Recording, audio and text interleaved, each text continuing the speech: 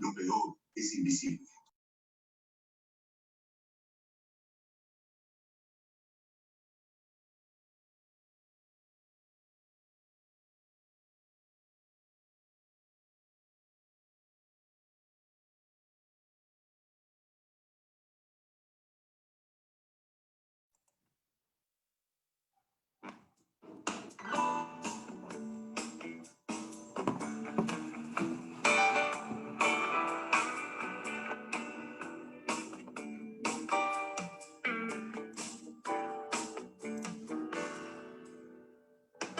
Los barcos viajan de país en país, la luna no siempre es la misma, y vos te vas a ir a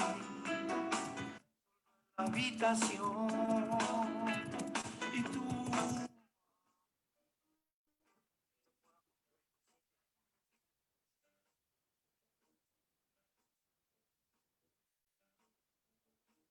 es algo así como cansarse de todo sigue dando vueltas, estoy abriéndome.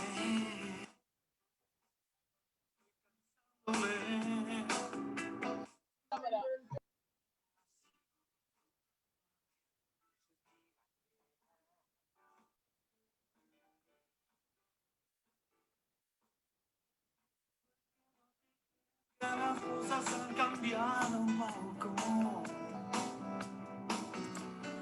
Es mi corazón quien decide entre el mar y la arena. Necesito verte antes que sea demasiado tarde. Así son las tres agujas que tengo en la cabeza.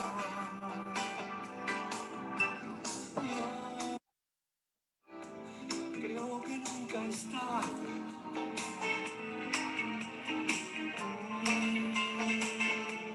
Una válvula de escape.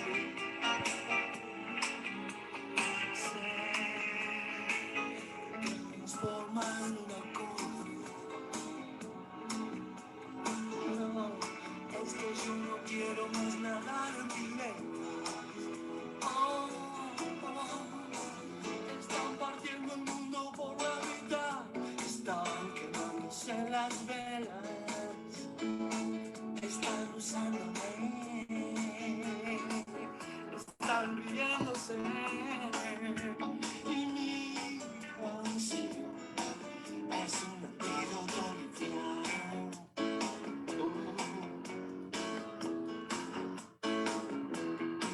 Espero que creas que las cosas han cambiado un poco. Oh, es mi corazón quien decide entre el mar y la arena. Necesito verte antes que sea demasiado tarde. Si son las tres agujas tengo en la cabeza.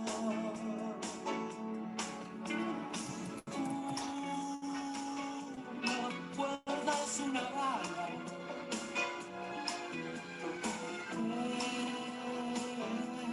Amor, un ejercicio.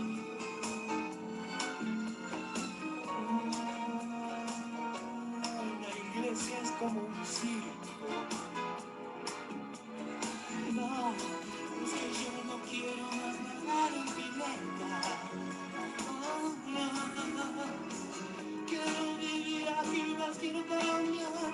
Y en paz y morir. Te daré una flor antes que un decadrón. Oh, mi amor, estoy tranquilo, perdido.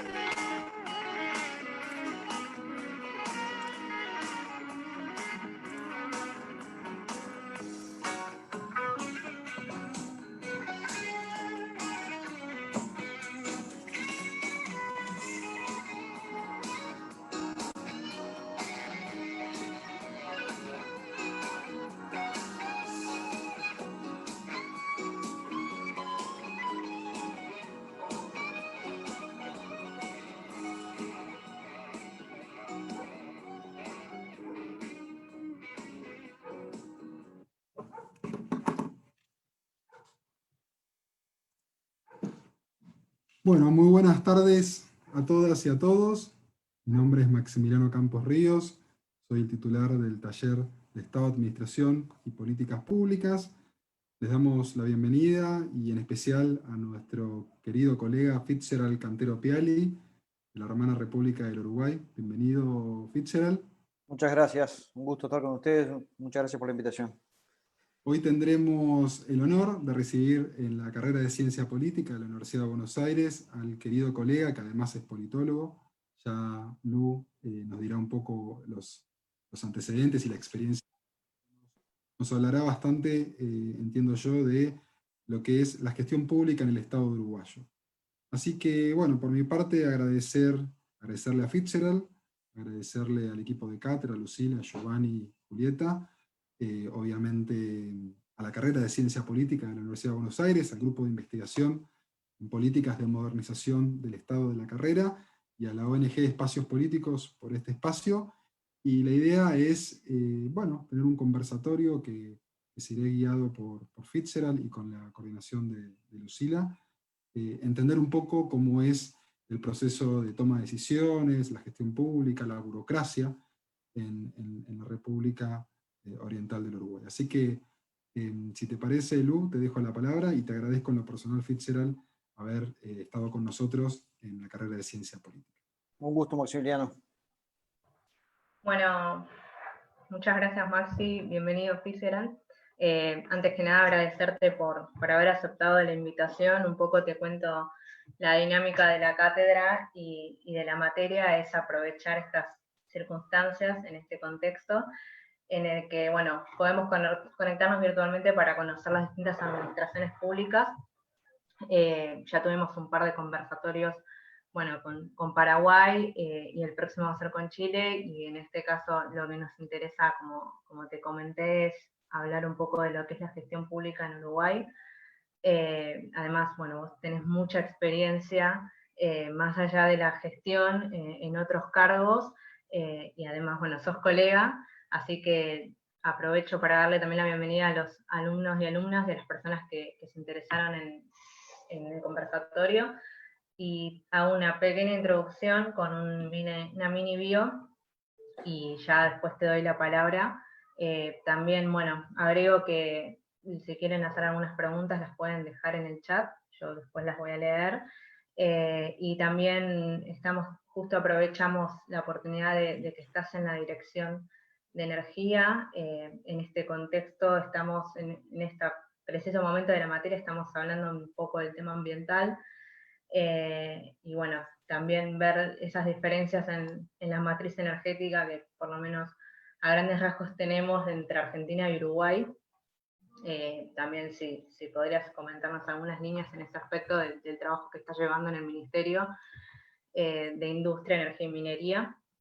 Así que bueno, arranco un poco presentando tu experiencia. Fitzgerald es licenciado en Ciencia Política por la Universidad de la República, Montevideo, Uruguay, máster en Administración y Gestión Avanzada de Proyectos en la Universidad Católica San Antonio de Murcia, en España. Tiene un posgrado en Dirección de Marketing, Universidad de la Empresa de Montevideo, y en lo que es, bueno, mucha más experiencia, y en lo que es gestión, fue representante, edil departamental, legislador por Montevideo en el 2015 al 2010, representante nacional del 2010 al 2015, director del Banco de Seguros del Estado del 2015 al 2018, representante suplente nacional 2015 al 2020, y actualmente es director nacional de energía en el Ministerio de Industria, Energía y Minería de la República Oriental del Uruguay. Así que, en general, te cedo la palabra y muchas gracias nuevamente. Buenísimo, muchísimas gracias, Lucila. Bueno, un gusto tener este intercambio con ustedes.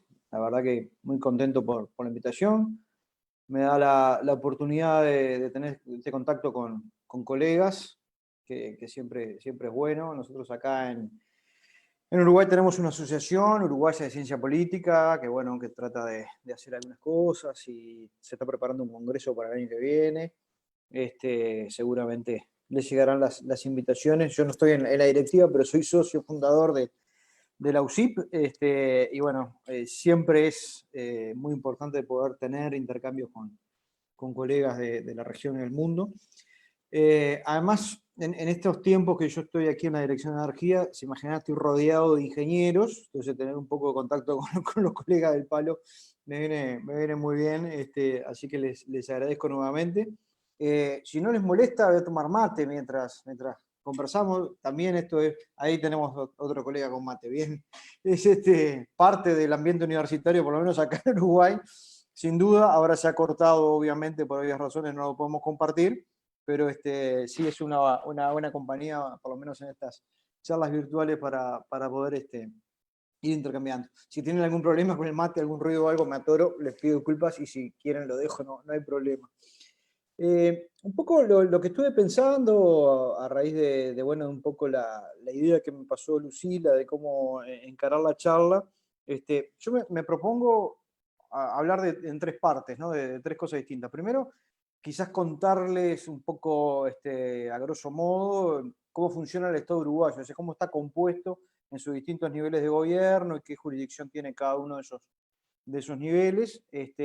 Una segunda cosa es, bueno, cómo se formulan las políticas públicas, cómo se elaboran y más o menos qué dice la teoría y qué dice la práctica y cómo funcionan, porque son distintas en función del órgano de gobierno que estemos hablando.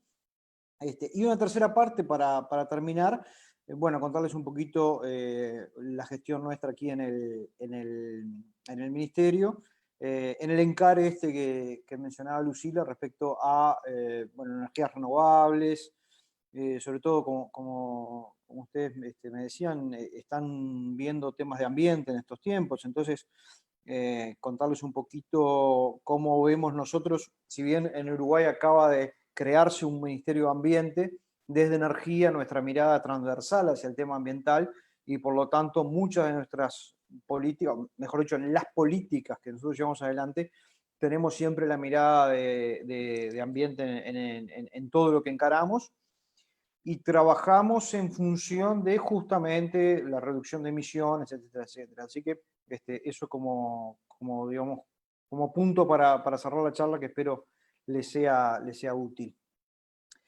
Para empezar por los niveles de gobierno, en Uruguay tenemos un sistema unitario, tenemos tres niveles de gobierno, el gobierno, digamos, el nivel de gobierno nacional, están los poderes, ¿verdad? El poder ejecutivo, el poder legislativo, el poder judicial.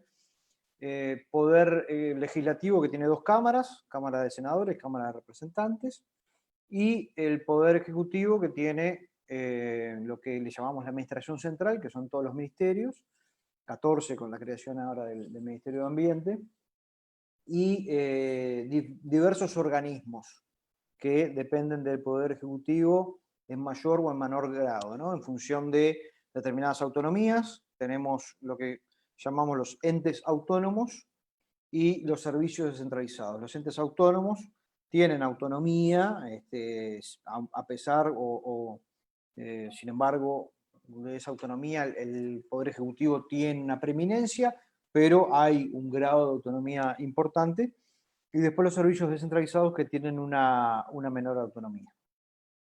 Dentro de estos lo que tenemos es organismos que son de función social, pero también tenemos organismos que son de función comercial. Y allí tenemos organismos que están en monopolio legal, hay otros que son monopolios naturales, y después tenemos algunos que son monopolios de hecho. Natural, por ejemplo, el agua, el servicio de agua corriente, es una empresa del Estado. Servicios, un ejemplo de monopolio legal, por ejemplo, accidentes de trabajo. O sea, toda la siniestralidad laboral la lleva adelante el Banco de Seguros de Estado en el que fui director, como mencionaba Lucila. Y un ejemplo de monopolio de hecho, también en el Banco de Seguros, está el pago de rentas vitalicias de jubilados de AFAPs. Nosotros en el sistema de previsión que tenemos un sistema mixto de jubilación a través de aportes al Banco de Previsión Social, que es público, que es un sistema de reparto, y un componente que es el 50 y 50, el otro 50%, uno es BPS, el otro es las AFAPs, que son privadas, habiendo una del propio Estado, que además es la mayoritaria, es la que tiene más mercado. Cuando la persona se jubila por ese sistema, tiene que recurrir a un prestador de seguros que le sirve su jubilación, y es un negocio que hasta ahora no ha dado ganancias, por lo tanto lo asume el Estado a través del Banco de Seguros. Por eso tiene este monopolio de hecho, porque los privados no han actuado a pesar de que tienen la posibilidad de hacerlo. Eso, digamos, serían los niveles macro de lo que es poder legislativo, poder ejecutivo. Bueno, el poder judicial obviamente tiene todo el tema de la judicatura. Y después tenemos un segundo nivel, que es el nivel de los gobiernos departamentales. Tenemos 19 departamentos en Uruguay. El nivel de gobierno departamental está constituido por un poder ejecutivo en el departamento, que es el intendente, y su equipo, digamos, de gabinete, sus directores departamentales, que son elegidos, el intendente es elegido directamente por la gente en votación, y con todo un sistema que, si quieren, quizás en la parte de preguntas les comento, porque no es lo mismo la forma que se elige el presidente y los legisladores nacionales, que cómo se eligen los intendentes y los ediles departamentales. Que bueno, que también tiene sus idas y vueltas. Para los politólogos es bastante interesante de analizar esos sistemas de elección y de adjudicación de bancas, etcétera, y de proclamar ganadores al final del día. Bueno, decía, segundo nivel de gobierno, intendentes y juntas departamentales, ediles departamentales que componen la junta, que es una especie de legislador del departamento. Y luego tenemos un tercer nivel de gobierno, que es el nivel de municipios. Y allí tenemos un consejo de 5 miembros, con el primero más votado llamado alcalde y los 4 restantes concejales. Que también tienen una serie de situaciones diversas en función de los departamentos, en función de las localidades, en formas de elegirse, en asignación de recursos, de sueldo, etcétera, etcétera. También eso es bastante interesante y particular y polémico también. No les dije, pero bueno, la Cámara de Representantes tiene 99 miembros, la de senadores tiene 30 más el vicepresidente de la República, y las juntas departamentales en todo el país tienen 31 miembros, no importa la cantidad de habitantes. Tanto Montevideo, que tiene 1,5 millones de habitantes, 1.300.000, tiene los mismos 31 ediles que tiene Flores, que tiene 20.000 votantes, 25.000 habitantes más o menos. Esa es un poco la forma, digamos, de cómo está organizado a nivel país los diferentes niveles de gobierno. Esta última de los municipios fue reciente, desde el año 2010, estamos recién en la primera experiencia, acaban de pasar en septiembre las elecciones departamentales, es la tercera experiencia de este ciclo. Después, me gustaría contarles un poco sobre la formulación de políticas. Bueno, allí está lo que dice el manual, un poco, ¿no? Ustedes lo saben muy bien, yo no los he repasado últimamente, pero un poco de la teoría y un poco de la práctica. Bueno, tenés una etapa de la planificación de la política, una etapa que tiene que ver con ir al terreno y ejecutarla, después hacer el seguimiento, el control y la evaluación, ¿no? Digo, eso como una especie de grandes rasgos. Pero este sistema o esta forma va a depender muchísimo de los cometidos de la organización y del tipo de organización y en definitiva de su abordaje en el territorio, etcétera, ¿no? No es lo mismo la formulación de políticas que va a hacer, por ejemplo, el Ministerio de Salud Pública, por nombrar un ministerio muy importante en estos tiempos que está haciendo una labor fundamental, que, por ejemplo, la forma de llevar adelante políticas el Ministerio de Industria, Energía y Minería, por ejemplo. O sea, la metodología puede ser la misma, el concepto puede ser el mismo, pero las miradas y, digamos, los determinados pasos para dar en función de llevar adelante las políticas va a ser distinto. Obviamente, todo lo que tiene que ver con cuestiones macro que exceden a los propios ministerios, sí, son las mismas, ¿no? Estamos hablando, no sé, de contratación de personal o de compra de bienes y servicios, por supuesto, allí hay una normativa común que, iguala a todos y que cada una de las organizaciones tiene que ajustarse a ella, con quizás alguna excepción en función de alguna actividad puntual, ¿no? Por allí depende de lo esencial del servicio, si hay algún tipo de excepción para la compra, pero en general las reglas son iguales para todos. Pero en el enfoque de las políticas, obviamente que cada uno va a tener su mirada en función de la especificidad que tenga y el cometido que se le haya asignado. Entonces, de esa manera, uno se va parando allí en ese rol, de manera de ver cómo lleva adelante las políticas en función de lo que tienen por delante, ¿verdad? Hay una máxima que creo yo que tiene que ir instalándose en aquellos lugares donde ya nos ha instalado, que es: no se puede gestionar lo que no se mide. Entonces, en cualquier tipo de política, si nosotros queremos llevar adelante una gestión que sea exitosa y que pueda realmente mostrar resultados, que es en definitiva al final del día para lo que hacemos la gestión pública, bueno, si no medimos lo que estamos haciendo, difícilmente podamos entregar productos eficientes y que cumplan con su rol, que lleguen a quienes tengan que llegar de la manera más eficiente posible, ¿no? Entonces, allí es muy importante y hay que asignarle un rol muy importante a los que son los contralores y la medición de la gestión. Y ahí creo que hay mucho ya realizado, pero mucho camino por realizar. Y, por ejemplo, hay casos notorios de empresas públicas. Nosotros tenemos, como les decía, algunas empresas públicas que tienen determinados monopolios, pero también empresas públicas que compiten con privados, y también ocurre que hay empresas públicas que en una cartera, en un segmento, tienen monopolio, pero en otro segmento compite.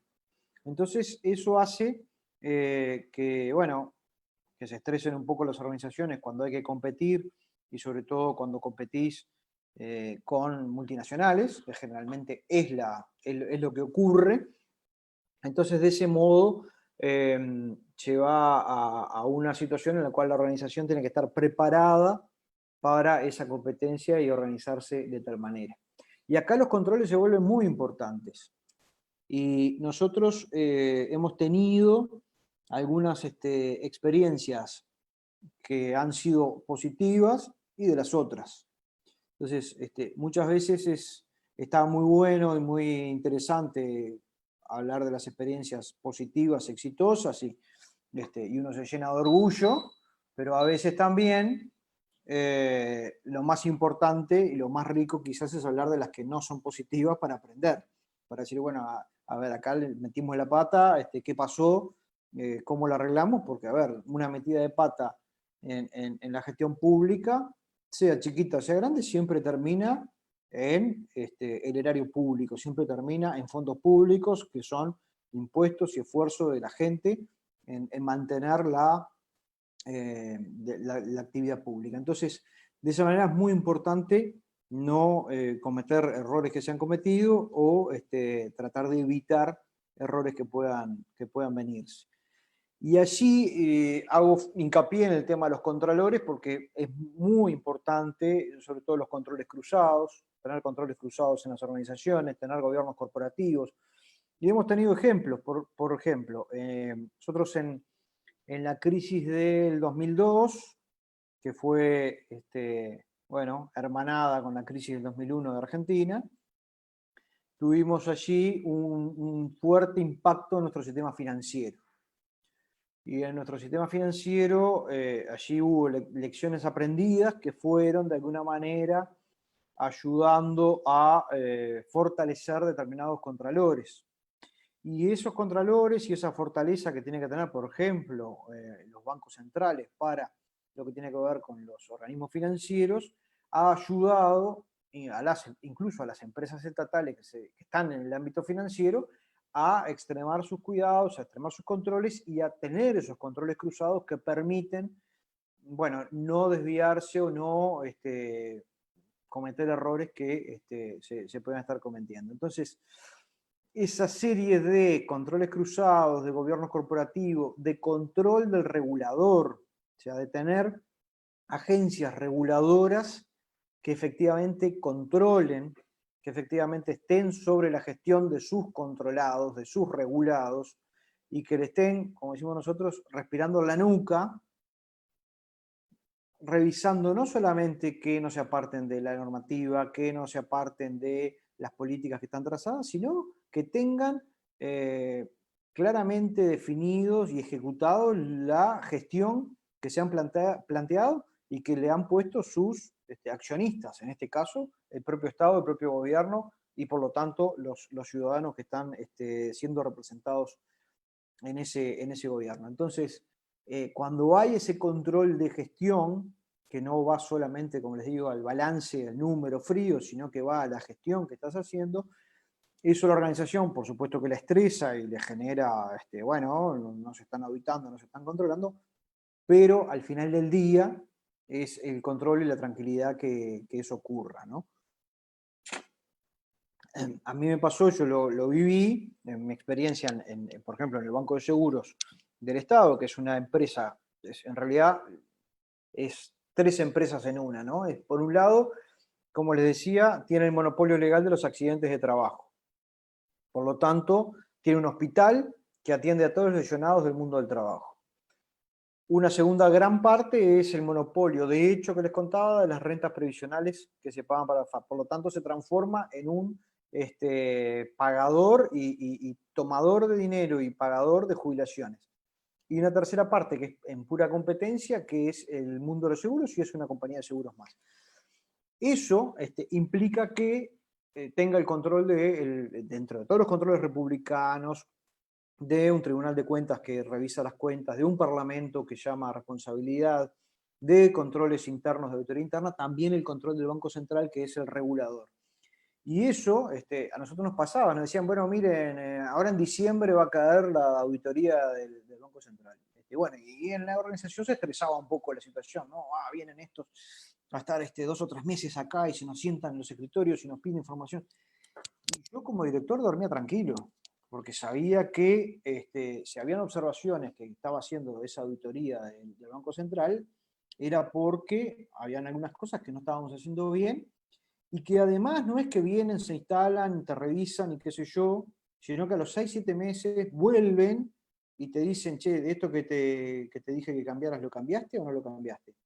Y hay cosas que si no las cambiaste, directamente te multan, y con multas muy, muy grandes. Entonces ahí, como somos hijos del rigor, las cosas se van cambiando, se van corrigiendo y se van encauzando. Y así se van saneando los sistemas, obviamente con errores, con cosas que ocurren, pero por lo menos con la tranquilidad de que las cosas se hacen medianamente bien.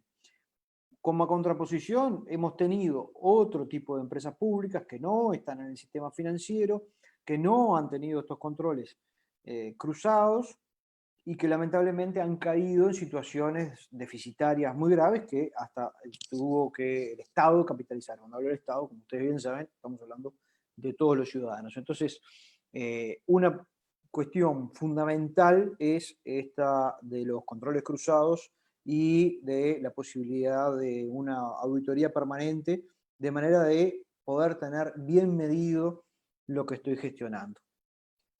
Cuando vamos a elaborar una política pública, bueno, una primera cosa que miramos son los aspectos legales, es decir, bueno, ¿qué marco legal tenemos para llevar adelante esto? ¿Lo podemos hacer? Como ustedes saben, el individuo puede hacer todo aquello que la ley no le prohíbe, pero del Estado podemos hacer todo aquello que la ley nos manda hacer. Entonces, lo primero que tenemos que decir, bueno, vamos a hacer X política. Bueno, pero tenemos la cobertura legal, el marco legal para poder hacerlo, estamos facultados para poder hacerlo. ¿Y en qué estamos facultados? ¿En qué nos basamos? ¿Cuál es nuestro marco jurídico? ¿Es una ley que tiene una fuerza importante? ¿Es la Constitución quizás, que es la ley fundamental? Por lo tanto tenemos un respaldo sobrado. ¿Es una ley que es un respaldo fundamental? ¿O es un decreto que ya tiene un escalón menor, o es una reglamentación de nuestra propia organización, que obviamente tiene un escalón menor. Entonces, esa es primera pregunta, digamos. Cuando no tenemos eso, bueno, tenemos que decir, ¿lo podemos crear? ¿Qué precisamos? No tenemos el marco legal para llevar adelante esta política. ¿Qué precisamos? No, esto lo podemos hacer por una resolución ministerial. Ah, ok, bueno, tenemos que convencer al ministro. ¿No?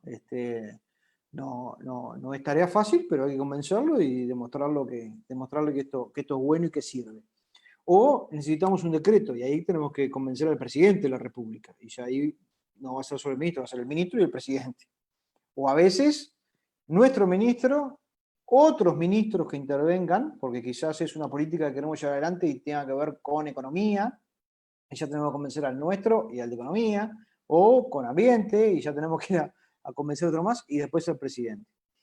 O que quizás eso tampoco alcance, y digamos, no, en realidad necesitamos una ley para hacer esto. Y ya ahí no solamente tenemos que convencer a nuestro ministro, tenemos que convencer a todos los ministros, o a más de uno, y al presidente de la República, para que firmen el proyecto de ley, para que después vaya al Parlamento y tengamos que convencer a todos los legisladores, a los 130 que están en el Poder Legislativo, para que en la mayoría nos den sus votos y nos permitan tener el marco legal para llevar adelante eso que queremos llevar. Después nos tenemos que preguntar, bueno, ¿cuál es el problema? Esto que queremos hacer. Si queremos hacer esto es porque existe un problema que queremos solucionar. Pues muchas veces pasa que los jerarcas nos enamoramos de una solución o de un gran programa, lo que sea, o nos enamoramos de un proyecto de ley. Yo estuve en los dos lados del mostrador, ¿no? Un poco como le decía Lucila, yo estuve en el nivel de gobierno subnacional, ¿no? Fui edil departamental, después fui diputado nacional. Entonces, del lado de la formulación de leyes, del lado de la proposición legislativa, uno se enamora de las cosas. Entonces dice, mirá, voy a llevar adelante esta propuesta que va a ser revolucionaria porque vamos a mejorar la condición de vida de un montón de gente, y hago un proyecto de ley que es el mejor, y te pones a estudiar y te reunís con tus asesores y lo armás y qué sé yo. Después tenés que salir a convencer a tus pares, depende de las mayorías que tengas, va a ser más fácil o más difícil. Y te enamorás tanto de la idea que crees que es la mejor del mundo y no querés que le cambien ni una coma, ¿no? Porque si le cambian una coma, no, me cambiás el sentido, qué sé yo. Y cuando tenés que ir a negociar, negociás y tenés que saber que te van a cambiar comas, frases, hasta artículos.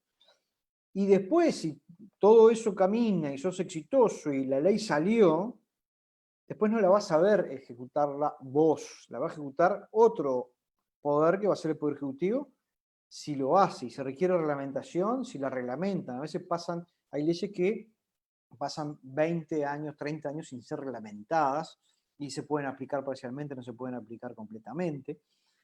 Y por lo tanto, no ves el producto en concreto y quizás eso que a vos te pareció una maravilla y que lograste la mayoría y lo que sea, no vino a solucionar la vida a nadie como vos creías y capaz que entorpeces más de lo que estás ayudando. Entonces, ese estudio de, bueno, ¿qué es lo que vamos a solucionar? ¿No? Aquel dicho, si no está roto, no lo arregles, ¿no?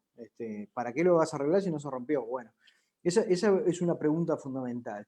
Bueno, si realmente diagnosticamos bien el problema, si tenemos un diagnóstico claro de dónde estamos parados y qué es lo que se necesita, bueno, ¿cómo lo vamos a solucionar? ¿Cuáles son las mejores prácticas? Y allí la formulación de políticas se le abren un montón de partes, de ítems, ¿no? Por un lado es, bueno, ¿cómo lo vamos a hacer? Y siempre está, bueno, se me ocurrió tal cosa, la genialidad de fulano, o no, este asesor es un fenómeno, tendrá una visión, hay que contraponer visiones. Yo siempre he tratado en mis equipos de trabajo en tener gente con visiones distintas de las cosas, que tengan una visión antagónica y que la discutan fuertemente. Después la decisión la va a tomar el político, que es el responsable, pero en definitiva que los equipos sean lo más heterogéneos posible para poder discutir y que la política que vayas a sacar adelante pase las barreras internas de tu propio equipo.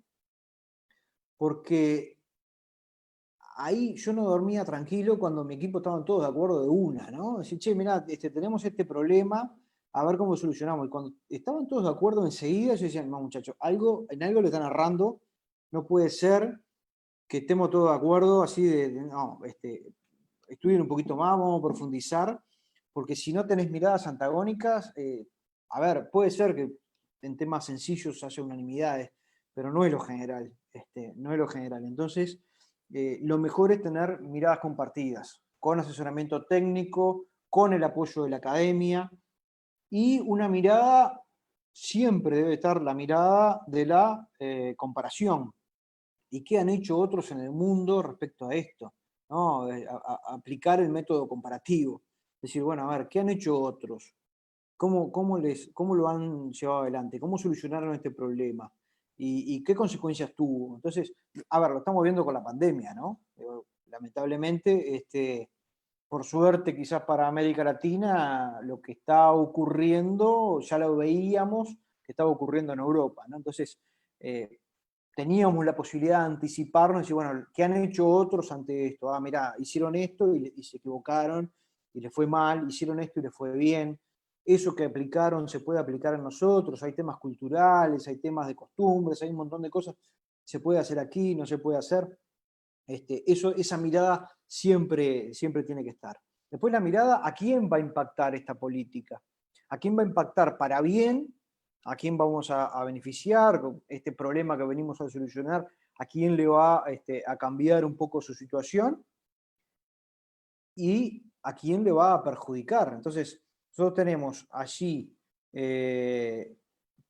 una serie de stakeholders a los cuales tenemos que estar mirando, no solamente aquellos que les va a impactar positiva y negativamente, sino también a todos los otros actores, ¿no? Estamos hablando de los actores del sistema público y también del sistema privado, de las organizaciones sociales, de los sindicatos, cámaras empresariales, ONG, que puedan estar vinculados e interesados en esa política que vamos a formular.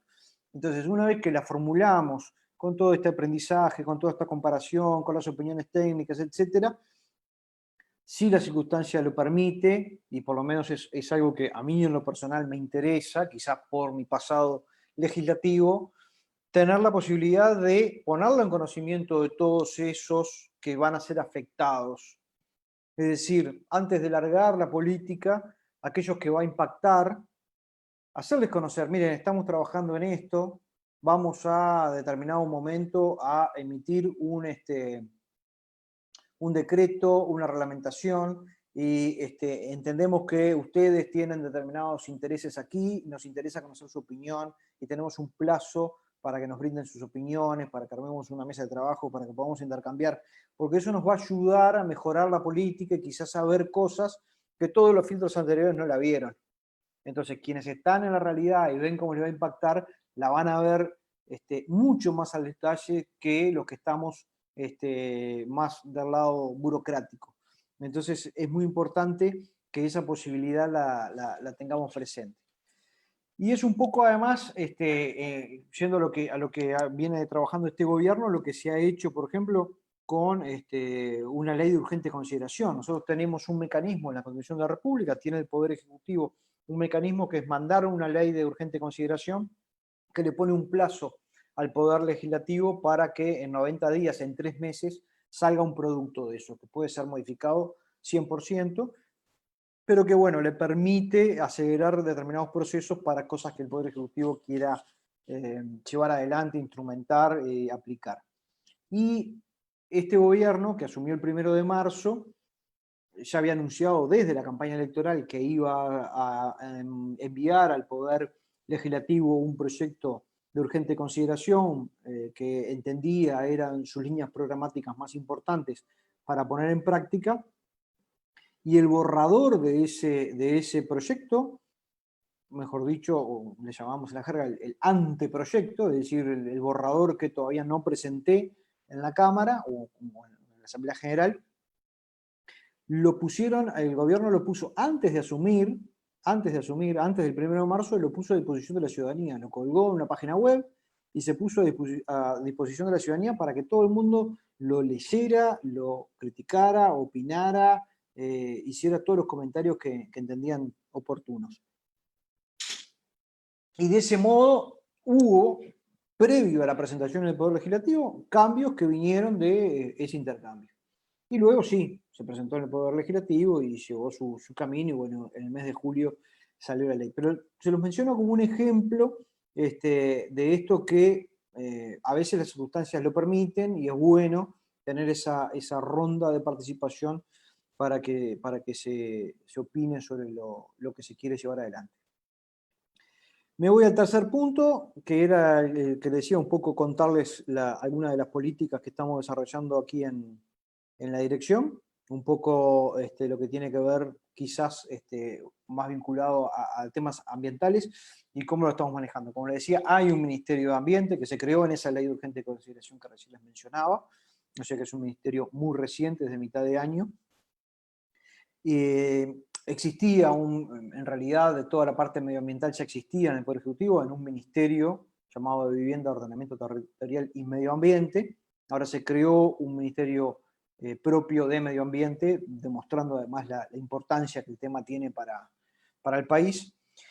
Y como les decía, nosotros en la formulación de nuestras políticas energéticas tenemos la mirada ambiental de manera transversal, es decir, todo aquello que se va a emprender, cualquier privado que lleva cualquier tipo de iniciativa, nosotros que revisamos algunas de esas propuestas, incluso mucho antes de que se presenten, mucho antes, o cuando son apenas esbozos de presentación o ideas, nos vienen a ver, nos dicen, miren, estamos viendo que podemos hacer una inversión X en tal lugar, con tal tipo de energía, qué sé yo, bueno, nosotros les hacemos los análisis técnicos correspondientes y la mirada ambiental siempre está, de manera de poder, bueno, llevar adelante digamos, una opinión certera para que después el privado resuelva si hace la inversión o no. Pero tenemos un trabajo allí muy importante en lo que tiene que ver, por ejemplo, con la disposición final de baterías, que estamos un poco en pañales, les debo confesar, porque estamos recién en un intercambio entre ministerios para ver la disposición final de las baterías de litio. Y esto de en pañales es lógico, no es que estemos en falta, porque en definitiva tenemos muy pocos vehículos eléctricos, autos eléctricos en Uruguay, entonces yo les diría que hasta es anticipado, pero que es muy necesario llevar adelante una normativa en este sentido. Va a salir dentro de poco un decreto que va a hablar de cómo se va digamos, a definir y a tratar esa disposición final, que aspiramos, y es una de nuestras líneas fuertes de trabajo, a consolidar lo que es la movilidad eléctrica. Nosotros tenemos, obviamente, el transporte nuestro es todo a combustión. Estamos hablando de gasolinas y nafta, gasoil. Ustedes tienen en Argentina mucho de vehículos a gas. Acá no hay. No hay. Hay algo en la industria de algún tipo de elevadores y eso, pero residual. Y eso, por supuesto, que impacta fuertemente en lo que es la contaminación, ¿no? No solamente la contaminación del ambiente, la contaminación sonora, que muchas veces se pasa por alto, pero que es sumamente importante. Yo, en mi época de legislador del departamento donde yo estudié bastante el tema de los ruidos, y allí con la academia, la Facultad de Ingeniería, se han hecho trabajos muy importantes. Es algo que generalmente no se percibe, pero que la academia sí lo estudia y es muy importante que las autoridades lo incorporemos. Entonces, allí también poder ir cambiando la matriz de vehículos a combustión por vehículos eléctricos es uno de nuestros ejes. Sabemos que no depende solamente de nosotros, pero ahí visualizamos en principio tres grandes problemas, ¿no? Grandes. Son, por un lado, el tema de la oferta de vehículos. En Uruguay no tenemos mucha oferta de vehículos eléctricos y estamos trabajando con las importadoras de vehículos para, bueno, de alguna manera conocer cuáles son las barreras para la importación de vehículos eléctricos y tratar de estimular desde el Estado que eso ocurra. Pero por otro lado tenemos una gran barrera que es el lado de la demanda, es decir, que la gente vea como una posibilidad cierta e interesante pasarse a un vehículo eléctrico que tenga que ver con comodidad, con el mismo confort o mejor que el que tiene hoy, y con, obviamente, lo primero que miramos todos, un ahorro en nuestros costos mensuales, ¿verdad? Y después el tercer gran problema que tenemos es el de infraestructura. Tenemos una infraestructura de carga desarrollada por el país, que se hizo en su momento pensando en determinados vehículos que eran que se cargaban a corriente alterna, lo cual demora mucho, y claramente eso se puede usar en vehículos que solamente reciben carga alterna, los primeros que vinieron, pero hoy lo que requiere en realidad una política de este tipo es tener cargadores de carga continua, y eso significa invertir en esos cargadores para que si tú tenés un auto eléctrico quieras ir a cualquier lugar de la ciudad y puedas dejarlo mientras te tomas un café y en 20 minutos esté cargado. Bueno, eso sería una solución y no esperar 6 u 8 horas que el vehículo se cargue. Entonces, esas son las tres grandes líneas que vemos que necesitamos, barreras que necesitamos derribar. Que además esto de la movilidad eléctrica también tiene un componente de administración pública y de componente estatal, porque nosotros estamos trabajando en una línea de generar con lo que es la flota estatal. Como ustedes saben, los estados tenemos vehículos oficiales en el cual nos movemos los funcionarios públicos, no todos obviamente, pero determinados niveles de jerarcas y determinados funcionarios que requieren la movilidad para trasladarse de un organismo a otro. De esa manera hay una gran flota estatal y una cantidad de funcionarios estatales que son choferes. Bueno, nosotros vemos allí que podemos tener una eficiencia energética desde el punto de vista de racionalizar ese uso de la flota estatal, y entonces estamos pensando en una aplicación con un sistema donde los vehículos estatales, no importa el organismo que sea, pueda llevar al funcionario del organismo que sea al lugar donde quiera ir. Hoy por hoy, tú sos de un organismo, sos del Ministerio de Industria y necesitas trasladarte no sé, a otra dependencia, al Ministerio de Ganadería, hay un auto del Ministerio de Industria que te lleva, te espera y después te trae. La propuesta esta en la que estamos trabajando es tener un dispositivo, un aplicativo, que tú, funcionario del Ministerio de Industria, necesites ir al Ministerio de Ganadería, entres a la aplicación, solicites un viaje y va a haber un auto del Estado, que no tiene por qué ser de tu ministerio, puede ser de cualquier organismo, de cualquier empresa, de otro ministerio, que te pasa a buscar, te lleva a donde vos querés estar, y cuando salís de esa reunión volvés a pedir y te lleva a tu lugar de origen. Eso lo estamos trabajando, es una situación que estamos viendo, bueno, que rompería algún paradigma en el Estado, que estamos trabajando y queriendo llevar adelante, que tiene que ver con eficiencia, que tiene que ver con ahorro de gasto, y que tiene que ver, en definitiva, con también un componente ambiental, porque en definitiva pensamos que esa solución lo que va a hacer es disminuir la cantidad de vehículos y ser más eficiente en el uso que se les da. Y esto, además, nosotros la primera gran barrera cuando empezamos a verlo es decir, bueno, podremos hacerlo, podremos tener el aplicativo, y una vez que salimos con esto, que lo mencioné en un encuentro de una cámara aquí, la cámara alemana, uruguayo-alemana, bueno, se hizo un poco público y allí tuvimos una gran cantidad de consultas desde Uber, Cabify, todas estas grandes compañías internacionales, hasta compañías más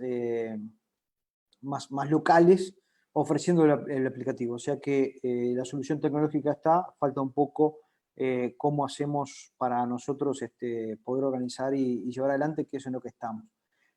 Puedo hablar un rato más, pero veo que la hora avanza y capaz que está bueno si hay preguntas para ir contestando, porque seguramente me olvidé de mucha cosa. Y podemos seguir conversando con las preguntas. No sé, Lucila, si te parece bien. Dale, Figueral, sí. Igual, nada, muy interesante lo que estabas contando. Acá, igual yo también tengo algunas preguntas, pero Dale. para empezar, acá Julieta te consulta, bueno, buenas tardes, muy buena la charla, y ella consulta si están pensando en el uso de hidrógeno como combustible en el transporte público. Mirá, en el tema hidrógeno hay un proyecto, se le llama el proyecto Verne, en el cual participan las dos empresas energéticas del Estado, ANCAP, que es la de los combustibles, y UTE, que es la de la energía eléctrica, y nosotros como Ministerio de Industria y Energía, justamente nosotros lideramos un equipo de trabajo entre los tres organismos para empezar a ver cómo podemos producir hidrógeno en Uruguay, sobre todo utilizando los excedentes que tenemos de energía eléctrica. Nosotros, bueno, me faltó hablar de las renovables, ¿no? Nada más y nada menos. Nosotros con la masificación de las energías renovables, nosotros tenemos biomasa, tenemos energía eólica, hidráulica de toda la vida, pero después se introdujo la biomasa, la eólica y más cerca en el tiempo la fotovoltaica. Tenemos se ha generado excedentes de energía, excedentes que cuando no podemos colocarlos en Argentina y Brasil, los perdemos. Entonces, una línea de trabajo es ver qué hacemos con estos excedentes que tenemos, que es generación que estamos pagando y no estamos utilizando. Y una de las posibles alternativas sea la producción de hidrógeno. Y dentro de la producción de hidrógeno, una de las posibles alternativas es el transporte público, que es lo que pregunta Julieta. Y allí, en realidad, se ha pensado en que se podría hacer en función de, sobre todo para el transporte público de larga distancia, que en definitiva también hay que tener las unidades que puedan funcionar con ese transporte, con ese energético. Pero estamos en una fase muy preliminar porque esta investigación y la puesta en marcha de una planta de hidrólisis lleva mucho dinero, que en estas circunstancias, además, pandemia mediante, es imposible que podamos encararla desde el punto de vista del Estado. Pero lo que sí tenemos es un grandes intereses de parte de privados y de incluso estados europeos, y bueno, empresas de Japón, de Canadá. Tenemos mucho interés de gente que nos ha venido a consultar, algunos proyectos con fases bastante avanzadas de poder instalar por cuenta de privados una planta de generación de hidrógeno. Esas consultas que recibimos desde el exterior más bien son para la exportación de hidrógeno, es decir, lo harían aquí y lo llevarían luego, lo venderían al exterior. Pero bueno, una vez que eso se eche a andar y tengamos la planta, etcétera, no descartamos que si eso va bien y podamos tener la posibilidad de disponer de ese hidrógeno, pasarnos a transporte público, pero es algo que lo vemos un poquito más a largo plazo. Buenísimo. Bueno, acá Sebastián, también alumno de la materia, consulta cuáles fueron los desafíos que significó la pandemia de COVID-19 en materia energética para Uruguay. Bueno, la pandemia nos tocó todo, como a todo el mundo, ¿no? Nosotros habíamos asumido el 1 de marzo, que fue un domingo, el 2 de marzo estábamos instalándonos, y el 13 de marzo, o sea, el viernes de la semana siguiente, se decreta la emergencia sanitaria en la cual todavía estamos. Y bueno, y la gente a su casa y trabajar con el teletrabajo y un montón de cosas, que además, en el caso en esta oportunidad, con un cambio de gobierno, además, 15 años del gobierno de un partido y viene una coalición de partidos nueva, entonces hay un montón de cosas nuevas para trabajar y nos cae la pandemia. Y eso nosotros lo miramos como algo que no tiene que ser una excusa, es decir, nosotros no podemos poner a la pandemia de excusa para no hacer. Sí, lógicamente, reconocer que es una circunstancia inesperada o por lo menos, si bien veíamos que las balas estaban picando cerca, porque en definitiva en febrero ya teníamos COVID-19 en Argentina, teníamos en el sur de Brasil y con fronteras secas además, sobre todo con Brasil, ¿no? Con Argentina en realidad es cruzar un río bien angosto. Era todo un desafío y bueno, en cuestión de política energética, en realidad yo diría que no nos afectó en cuanto a qué hacer. Quizá sí nos afecta en ver cómo podemos desde la Dirección de Energía, desde el Ministerio de Energía, poder acompañar, ayudar a determinados sectores que sí han sido fuertemente golpeados por la pandemia. Entonces, lo que a nosotros nos respecta, por ejemplo, bajar las tarifas energéticas, que ese es el sueño, el sueño de todo político, ¿no? Decirle a la gente que va a pagar menos de lo que paga, es el sueño del pibe, nos encantaría, eso. Obviamente hay un montón de restricciones que no podemos por las cuales no lo podemos hacer. Pero ayudar en lo que tiene que ver con la eficiencia energética, en acompañar, en tratar de generar líneas de crédito, solventar en todo caso alguna inversión pequeña para ayudar a las industrias, a los comercios, en mejorar sus rendimientos energéticos y por lo tanto que al final del mes la cuenta de la tarifa eléctrica sea más baja, en eso sí. Entonces, quizás lo que yo diría que más impacto tiene o lo que más nos ha hecho rever nuestro plan es, bueno, miremos hacia determinados sectores que están realmente muy golpeados y que por las perspectivas que tenemos van a seguir golpeados, a poder ayudarlos por ese lado y permitir, o por lo menos tender un puente allí, una ayuda para salir adelante, porque en definitiva, atrás de esas industrias, atrás de esos comercios, hay muchos trabajadores, muchas familias y lo que necesitamos es que la actividad económica pueda repuntar, que lo viene haciendo lentamente, pero que no se caiga, que se sostenga y que se pueda fortalecer. Buenísimo. Yo tenía justo una consulta igual también relacionada con la pandemia, ahora ya está más que contestada, pero cuando iniciaste un poco la charla comentabas sobre la medición y sobre lo importante que es para el Estado, obviamente, y digamos, para cualquier administración pública poder medir esos resultados. En el caso del Estado uruguayo, ¿de qué manera ustedes o desde la dirección miden esos resultados? ¿Cómo tienen esos datos o no sé, para tener un panorama? Sí, mira, en realidad nosotros somos, como ministerio, somos formuladores de políticas, o sea, tenemos que trazar las grandes líneas de la política energética y a su vez tenemos la tutela jurídica de lo que son las dos compañías energéticas que mencionaba, ¿no? ANCAP y UTE. Entonces, las empresas son las que tienen que llevar adelante la gestión. Pero a su vez, en algunos segmentos, hay compañías privadas también, hay empresas privadas, en generación, por ejemplo, en no sé, la producción de cemento, etc.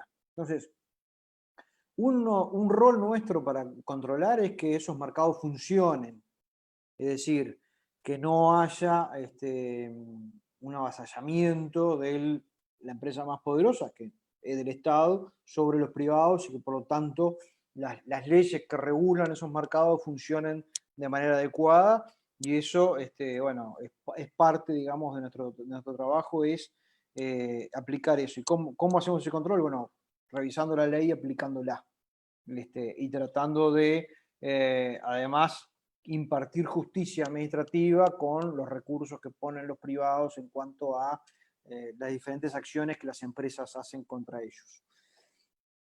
Y después, lo que hay dentro de cada una de estas empresas, la ANCAP y la UTE, es un sistema de indicadores de gestión, que hay un control que realiza la Oficina de Planeamiento y Presupuesto. Nosotros tenemos una Oficina de Planeamiento y Presupuesto en Presidencia de la República, que es una especie de superministerio, que hace el control de todas las empresas públicas.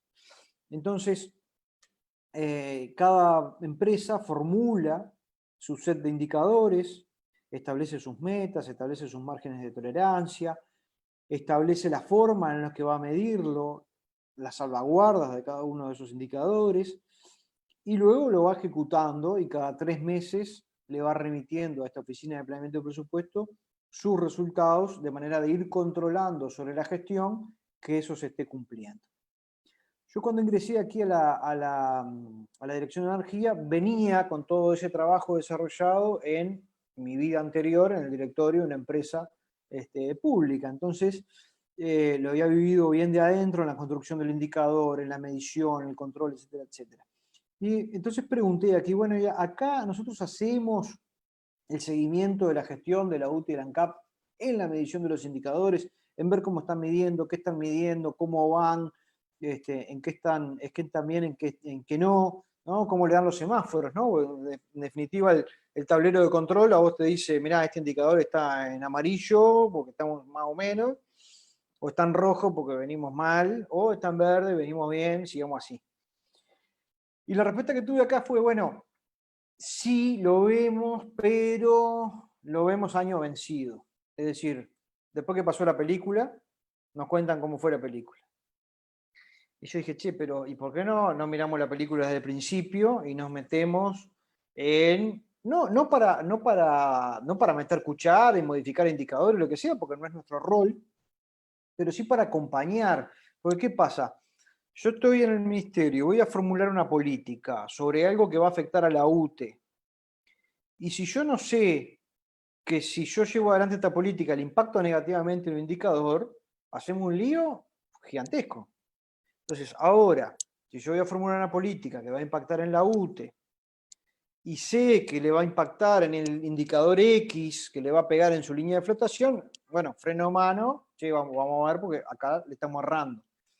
O le erraron ellos en armar el indicador o le estamos errando nosotros en la política. A alguien le está errando. Bueno, entonces, ¿por qué no nos metemos desde el principio para mirar la discusión que ellos tienen con la Oficina de Planeamiento de Presupuesto, para darles una opinión cuando estén formando los indicadores y para hacerles el acompañamiento mediante la ejecución? Bueno, eso les pareció bien a los técnicos de la dirección. Hablé con las autoridades tanto de la ANCAP y la UTE, les pareció bien y empezamos a hacer ese seguimiento este año.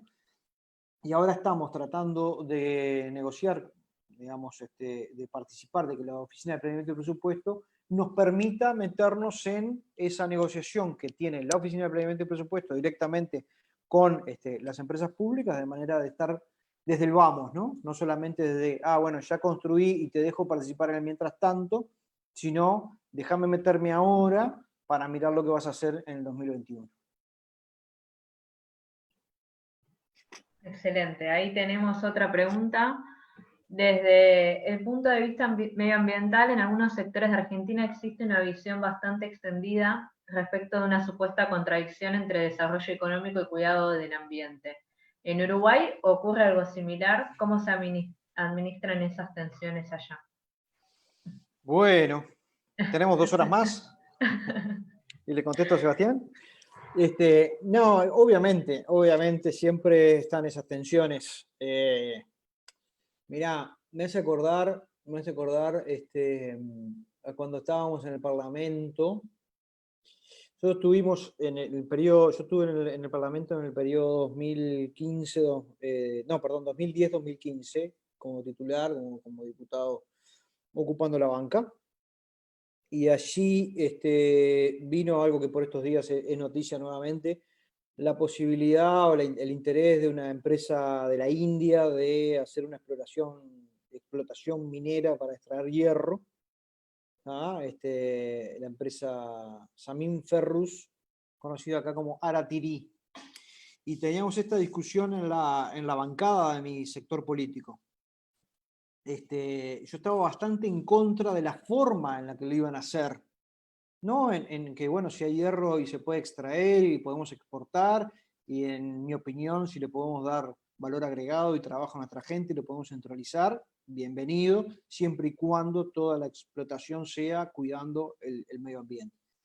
Esta gente lo iba a hacer a cielo abierto, dejando unos pozos gigantescos, con un mineroducto que tenía la posibilidad de, además, contaminar los acuíferos que tenemos en nuestro suelo, bajo nuestro suelo. Y la discusión en la bancada, me acuerdo que tuve algún comentario de algún colega en el sentido de, bueno, pero ¿y el desarrollo económico? Ya, lo tenemos ahí, hay que explotarlo. Yo le decía, sí, a explotarlo, pero cuidando el medio ambiente. Entonces, esa tensión siempre se da. Y bueno, ¿cómo se administran? Y se administran estableciendo más controles.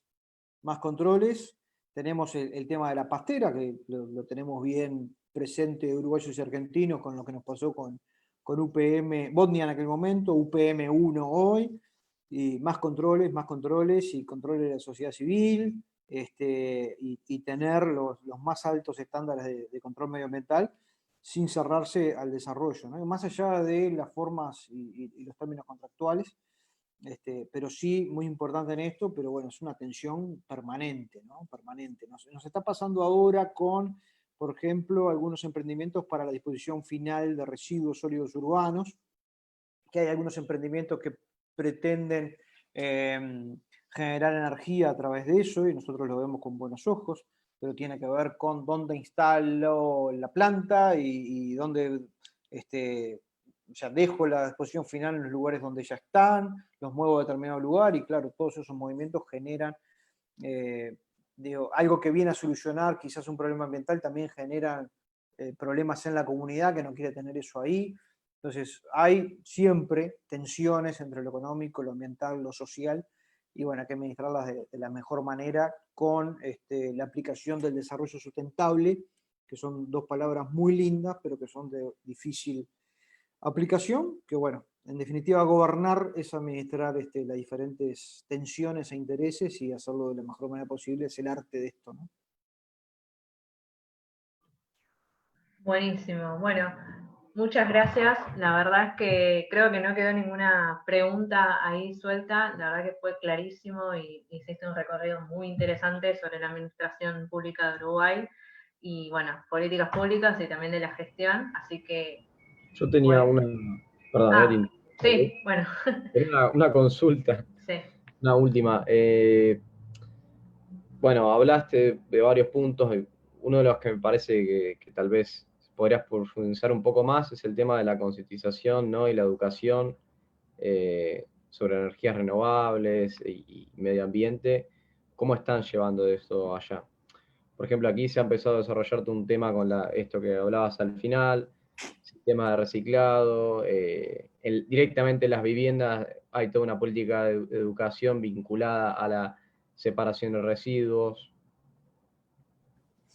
Bien, mirá, esto último acá no lo tenemos, lo de la separación de residuos. Se han hecho algunos intentos en Montevideo. No sé si en algún lugar del interior puede ser que esté funcionando un poco, pero Igual se ha yo hecho... me refiero Sí, específicamente a la ciudad de Buenos Aires, o sea, sí, literalmente es una parte, no sería en términos sí. federales el Estado central. Ahí va. Bueno, acá en Montevideo hay justo donde tengo la oficina, acá en Ciudad Vieja, hay todo un sistema de clasificado, pero no me queda muy claro que la disposición final luego no sea todo conjunto, lo cual no sirve para mucho. Hay algunas plantas de reciclado, pero son las menos. Y eso es un debe que tenemos y es un problema interesante que tenemos. Sobre el tema renovables y eficiencia energética, un poco, ¿no? Apuntás ahí, de concientización, educación. Nosotros ahí lo que queremos es justamente concientizar más sobre el uso eficiente de la energía, sobre lo que tiene que ver con las medidas de los hogares para tener mejor aprovechamiento, con el igual o mejor confort y con menor uso de la energía, ¿no? Y acá se da una contradicción, a veces se plantea como una contradicción, y está bueno tu pregunta porque me permite aclararlo, ¿no? Pero pará, pero hace un rato me dijiste que tenías excedentes, que si no le vendés a Argentina o a Brasil, los tirás y los pagás, y ahora me pedís que sea eficiente y que ahorre energía, y en realidad no es una contradicción, porque ¿qué ocurre? Nosotros tenemos determinada demanda y tenemos determinada generación, ¿no? Tenemos una demanda X, tenemos una generación Y que está por arriba de la demanda, fantástico, te sobra energía, bárbaro. Ahora, yo hago un plan de expansión y digo, bueno, en función de mis proyecciones de demanda, voy a tener que volver a reinvertir en energía dentro de 5 años. Tenemos que poner una nueva planta fotovoltaica para generar más.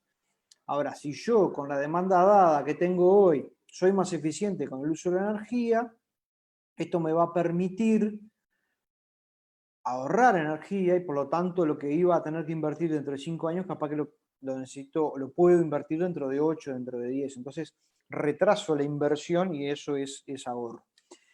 esa eficiencia energética para los hogares ha empezado de manera bastante incipiente, pero hay algunos planes pilotos que nosotros queremos llevar adelante y impulsar mucho más, con colectores solares para el calentamiento de agua en los hogares, con bueno, bombas de calor, o con directamente paneles fotovoltaicos para darle electricidad a las viviendas.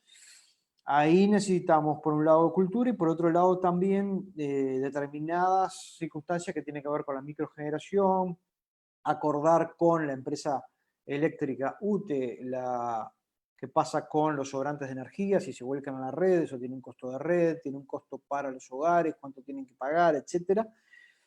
Y una cuestión que tenemos en el DEVE, pero la tiene en el DEVE también el sector privado, y nos reunimos con ellos y les preguntamos, es la posibilidad de almacenar la energía. Eso también nos va a ayudar a la utilización de excedentes.